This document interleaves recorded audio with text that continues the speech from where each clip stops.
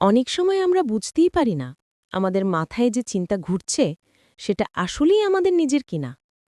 Social media, আশেপাশের মানুষ কিংবা ট্রেন্ড এগুলো অনেক সময় আমাদের এমনভাবে প্রভাবিত করে যে আমরা ভাবি এটা আমাদের নিজের চিন্তা, অথচ সেটা বাইরে থেকে আসা কোনো প্রোগ্রামড চিন্তা হতে পারে।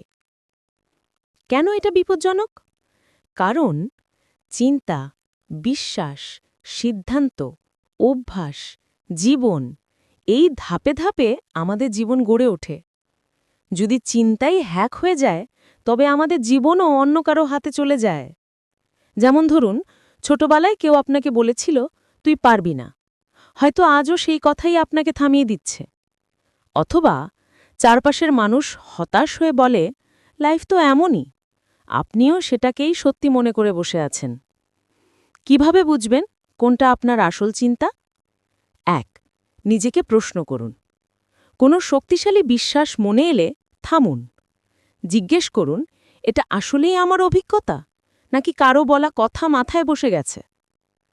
২. নিজের জন্য চিন্তার সময় রাখুন। প্রতিদিন অন্তত ৩০ মিনিট মোবাইল, নোটিফিকেশন বা স্ক্রিন ছাড়া শুধু আপনি আর আপনার চিন্তা। ৩. ভালো বই পড়ুন, ভালো মানুষের ভাবনা শুনুন। যত ভিন্ন ভিন্ন চিন্তার সাথে পরিচিত হবেন তত বুঝবেন আপনার মাথার সব চিন্তা আসলে আপনার না। ৪. লিখে ফেলুন। মাথার ভেতরে চিন্তা যতদিন থাকে ততদিন তা অস্পষ্ট।